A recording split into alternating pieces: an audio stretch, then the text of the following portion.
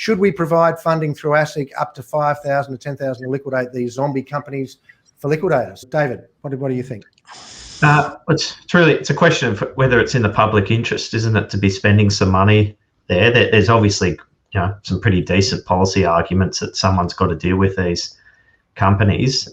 So some sort of scheme to support that, I think, would be a good idea, because if there has been bad behaviour, or if there are unreasonable director-related transactions or the like, it'd be better to get in there now and get things right before the trail gets too cold. But unfortunately, the difficulty we've got is the insolvency is somewhat unique. I mean, if you think about it, imagine if the system was, if someone robs your house, you've got to pay for the police to turn up and you've got to pay them to investigate. That's kind of what we have with this system. So at some point there is a need, I think, to have a bit more of a think about how you actually fund liquidations, particularly where there's wrongful conduct. And I'm not sure the answer is trying to put that cost back onto liquidators. It's all a bit circular.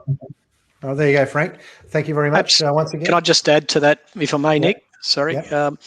And I think the approach is commendable, that we should be doing something to actually bring these zombie or ghosting companies to a finality, so that practitioners can then do what they do best and investigate so as to act in the best interest of creditors.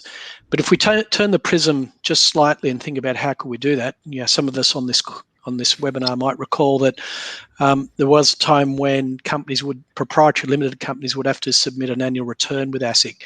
I'm not suggesting that we go back to that day, but maybe some form of declaration of solvency or financial support.